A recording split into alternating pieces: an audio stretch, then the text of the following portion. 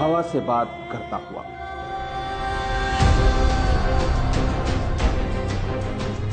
रेत के सीने को चीरता हुआ,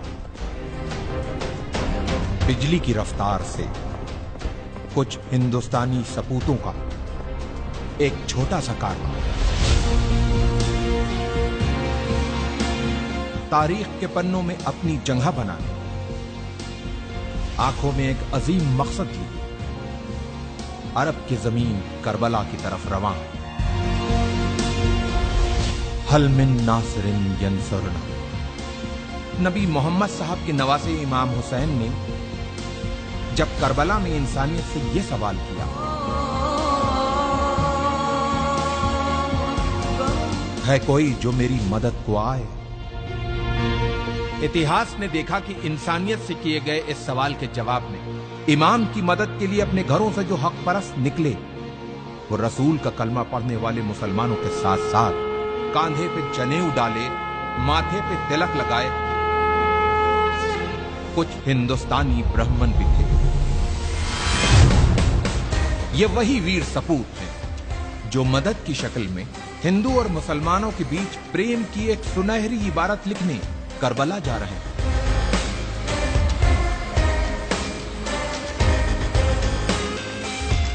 जालिम बादशाह यजीद अपनी हुकूमत के नशे में चूर होके इंसानियत का चेहरा बिगाड़ देना चाहता था,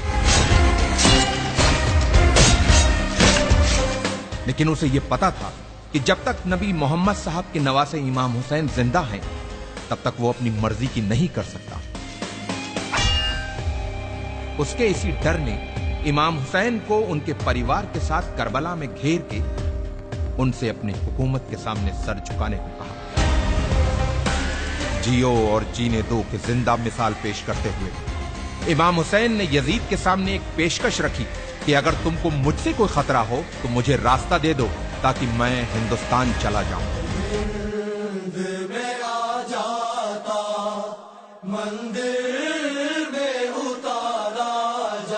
इमाम को दरियाए फरात के किनारे घेर लिया गया, उनके बच्चों और औरतों पर पानी बंद कर दिया गया।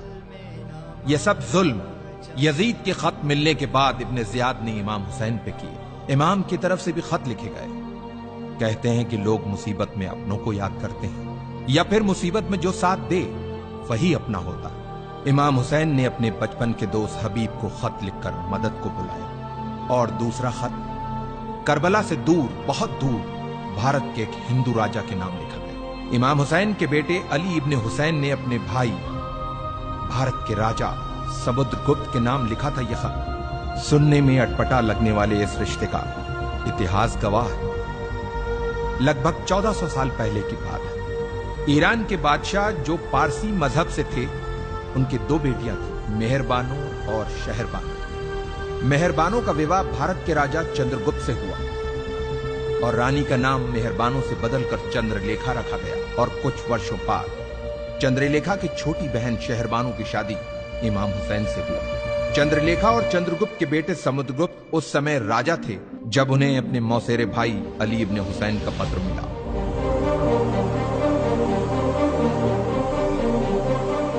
राजा समुद्रगुप्त ने जल्दी ही वीर सैनिकों की एक टुकड़ी तैयार करके उसे करबला की तरफ रवाना किया। इन वीर सैनिकों के सरदार का नाम रेहबदत था, जो एक मोहियाल ब्राह्मण थे।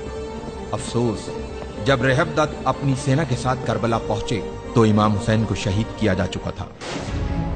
यह जान इन ब्राह्मणों का दिल टूट गया और जोश में अपनी तलवारों को अपने गलों पर रख लिया कि जिसकी जान बचाने आए थे, जब वही नहीं बचा तो अब हम जी के क्या करेंगे।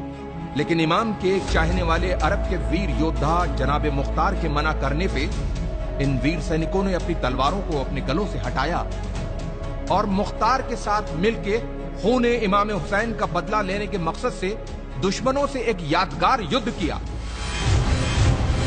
और उन्हें हिंदुस्तानी तलवार के जौहर दिखाए। इन वीर सैनिकों ने करबला में जहां पड़ाव डाला था, उस जगह को हिंदिया कहते हैं, जो जगह आज भी उसी नाम से मौजूद है। इन ब्राह्मणों में से कुछ करबला में वीर गति को प्राप्त हुए, कुछ वहीं बस गए और कुछ अपने देश भारत चले आए। इतिहास इन वीर ब्राह्मणों को हुसैनी ब्राह्मण के नाम से जानता था।